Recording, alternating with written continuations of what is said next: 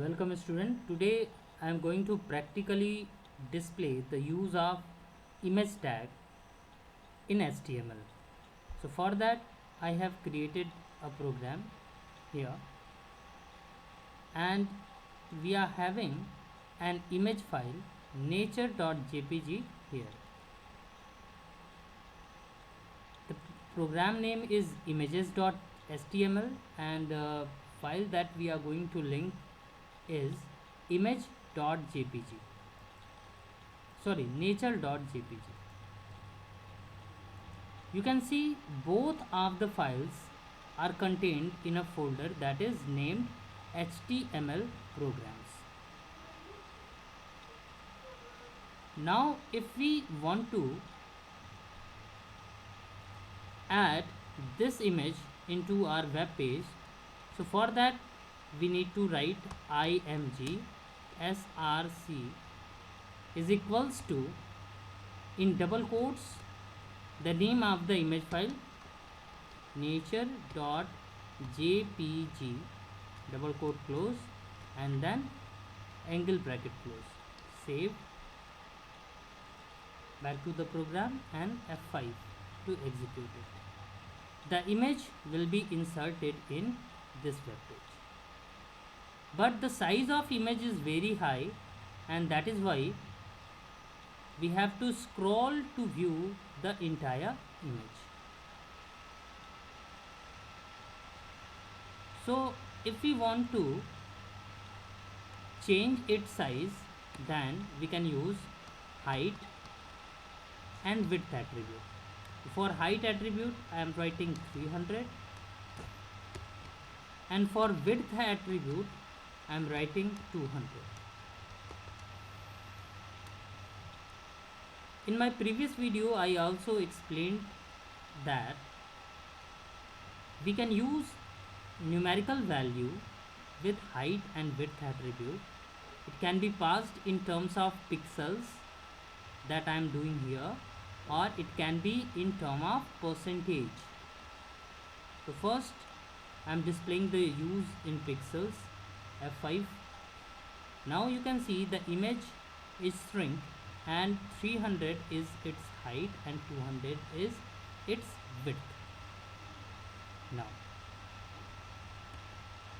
you can see in src I am just using the name of the file, the image file, and the image is linked.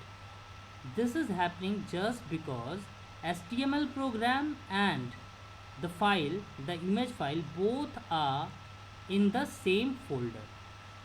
But suppose we move this particular file to the desktop, then the location of the image file will change, and at that time if we try to execute it, the image is not displaying.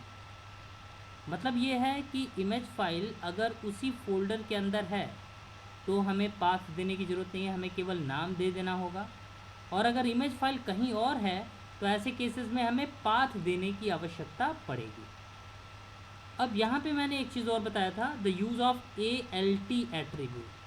Whenever we use ALT attribute, so it will display a message if the image is not available. तो यहाँ पे हमने ALT is equals to डाल दिया, the image of nature is not available. Save किया, back to the code and executed. यहाँ पे देखिए ये आ जा रहा है, the image of nature is not available. It is helpful in those cases if the image is not available for any reason, then this message will be displayed here. अब अगर हम चाहते हैं कि वो जो इमेज है वो कहीं और है लेकिन वो लिंक हो जाए, तो उस केस में हम क्या करेंगे? तो पहले हम उस इमेज को ढूंढेंगे. ये इमेज हमारा है, इस पर राइट क्लिक करेंगे and then properties. When we go to the property, it will display the path of the image file जो location के अंदर आता है. इस पूरे पाथ को हम यहाँ से कॉपी करेंगे.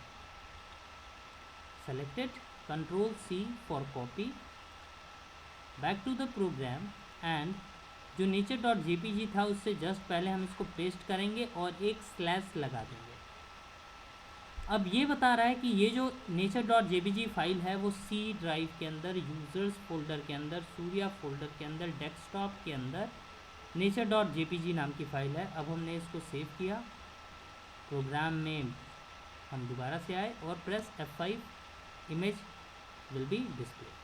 तो देखिए दो तरीके से हम पाथ दे सकते हैं, या तो हम अगर इमेज फाइल कहीं और एग्जिस्ट कर रही है तो हमें कंप्लीट पाथ देने की आवश्यकता है, और अगर इमेज फाइल सेम फोल्डर के अंदर है तो at that time we just use its name and the image will be linked to our programme.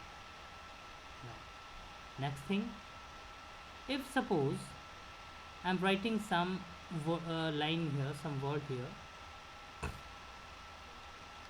this is the image of nature, हमने एक लाइन लिख दी और F5 प्रेस करते हैं। अब देखिए ये इमेज इस तरीके से आ रहा है इसके साथ। अब हम यहाँ पे अलाइन एट्रीब्यूट का यूज़ करेंगे।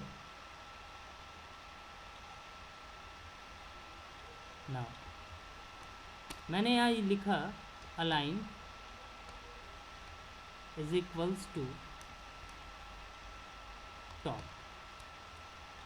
Save, back to the program का। आप देख सकते हैं इसका इफेक्ट, जो इमेज है वो टॉप अलाइंड हो गया। अगर हम यहाँ पे लिखें बॉटम, अब इमेज हमारी बॉटम अलाइंड है। अगर हम यहाँ पे लिखें मिडिल, सेव किया, रन कराया, now you can C image is middle align. तो देखिए तीन तरीके के अलाइनमेंट हुए, टॉप, मिडिल एंड बॉटम। दूसरी चीज़ और होती है कि दो और चीज़ें होती हैं। अगर यहाँ पे हम लेफ़्ट अलाइन करना चाहते हैं तो हम यहाँ लिख सकते हैं लेफ़्ट, इमेज लेफ़्ट अलाइंड हो गया। और अगर हम यहाँ लिखें राइट तो इमेज हमारा राइट अलाइन हो जाएगा। अब देखिए राइट में चला गया। लेकिन अगर हम यहाँ पे लिखेंगे align is equals to centre और हमने इसको रन कराया तो इमेज में कोई भी चेंज नहीं हुआ, ये वैसे ही डिस्प्ले हो रहा है जैसे नॉर्मल केस में इसे डिस्प्ले होना चाहिए था। तो अगर हम इमेज को सेंटर अलाइन करना चाहते हैं तो उस केस में हम अलाइन एट्रीब्यूट नहीं यूज़ करेंगे, हम इससे जस्ट पहले आके एक टैग लगाएंगे centre, CENTER। The centre tag will centre align whatever we are having between opening and closing center tag। that means कोई भी चीज़ अगर सेंटर ओपन और क्लोज के बीच में आएगी वो आपके वेब पेज में सेंटर अलाइन हो जाएगी। Now you can see the text, the characters all are along with image are centre align. तो अगर हमें सेंटर अलाइन करना है तो हमें सेंटर टैग का यूज़ करना होगा if we are dealing with images. Then after एक चीज़ और बहुत इम्पॉर्टेंट है जो आपको जानना चाहिए कि अगर मैंने बताया कि अगर इमेज हमारी सेम फाइल के अंदर है, मतलब सेम फोल्डर के अंदर है, तो हमें इमेज का नाम पास करना होता है। और इमेज अगर उस फोल्डर में नहीं है तो ऐसे केस में हमें इमेज का कंप्लीट पाथ पास करना होता है। लेकिन ऐसे भी केसेस हो सकते हैं जब जो इमेज हमारी है, जैसे मैं यहाँ पे कट कर रहा हूँ और यहाँ पे आके एक फ़ोल्डर हमने बना दिया ऑर्गेनाइज़ करने के लिए, अपने फ़ोटोग्राफ्स को ऑर्गेनाइज़ करने के लिए मैं यहाँ पे एक फ़ोल्डर बनाने जा रहा हूँ।